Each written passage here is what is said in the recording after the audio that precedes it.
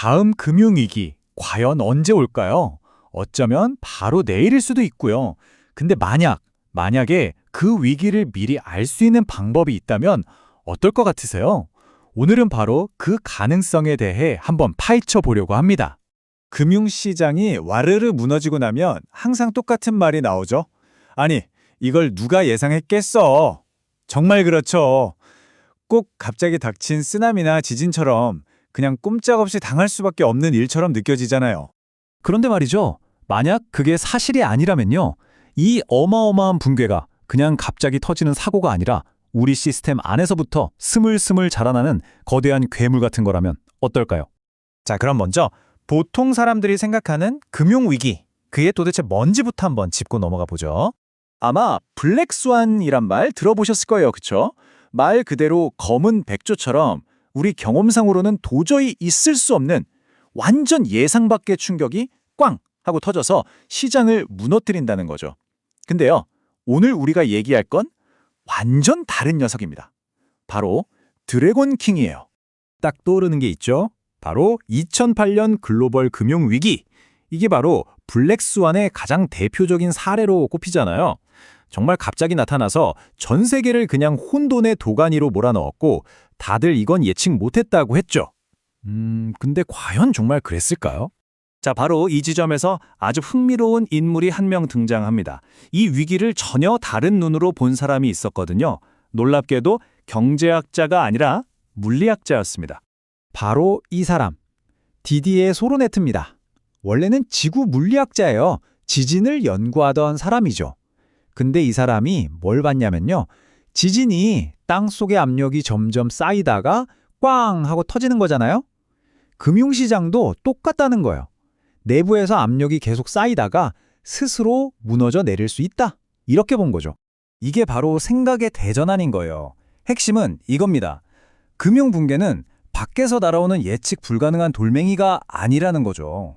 오히려 시스템 안에서부터 나 지금 위험해 하고 계속 신호를 보내면서 다가오는 현상이다 라고 소르네트는 말한 겁니다. 아니, 그럼 그 신호를 대체 어떻게 알아챈다는 걸까요? 궁금하시죠?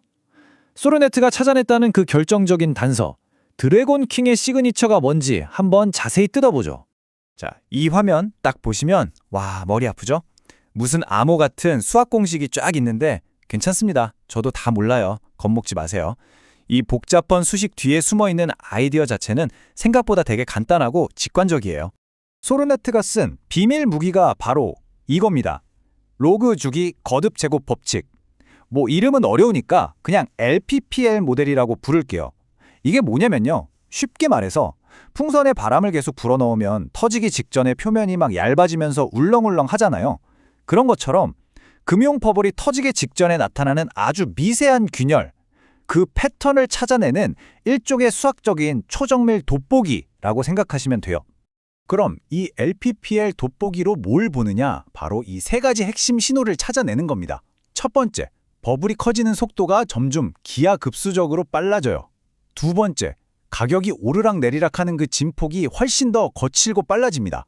마치 큰 지진이 오기 전에 자잘한 지진이 막 잦아지는 것처럼요. 그리고 마지막 세 번째, 이 모든 불안한 움직임들이 결국 어떤 특정한 시점, 즉 붕괴라는 임계점을 향해서 달려가고 있다는 게 보이기 시작합니다. 그러니까 결론은 이거예요. 이런 붕괴는 갑자기 툭 튀어나오는 블랙스완이 아니라는 겁니다.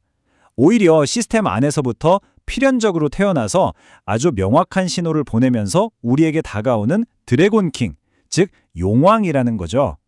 중요한 건 뭐냐? 우리가 이 용의 울음소리를 들을 수 있다는 겁니다. 자, 이론은 진짜 그럴듯하죠? 근데 말로만 그러면 무슨 소용이 있겠어요. 그래서 진짜 이 모델이 과거의 대참사들을 예측해냈을까요? 한번 팩트체크 들어가 보겠습니다. 결과는 진짜 놀랍습니다.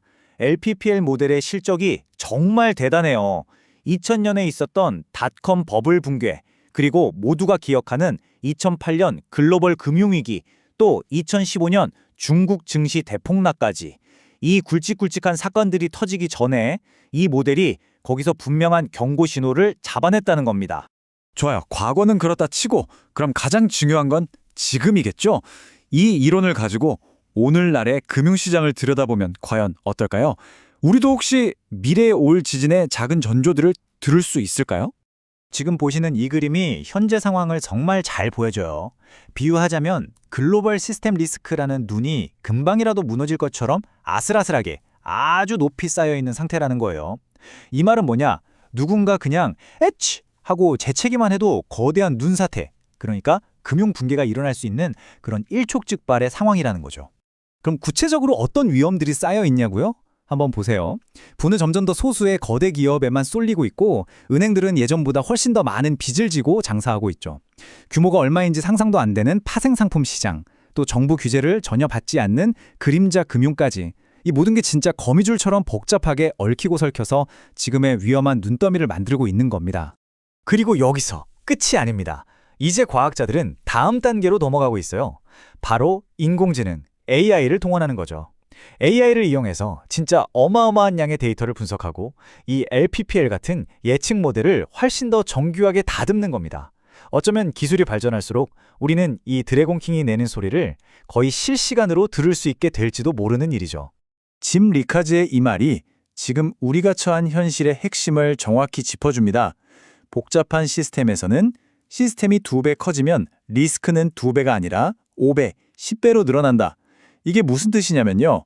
모든 게 다 연결된 요즘 세상에서는 위험이라는 게 그냥 1 더하기 1은 2 이런 식으로 늘어나는 게 아니라는 거예요.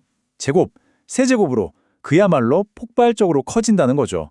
나비 효과, 바로 그겁니다. 자, 오늘 이야기를 정리해보면 어쩌면 금융붕괴는 우리가 생각했던 것처럼 예측 불가능한 자연재해가 아닐지도 모릅니다. 시스템은 분명히 계속해서 우리에게 경고 신호를 보내고 있을 수 있어요. 진짜 중요한 질문은 이게 아닐까요? 그 경고음이 지금도 어디선가 울리고 있는데 과연 우리는 귀를 기울이고 있을까요?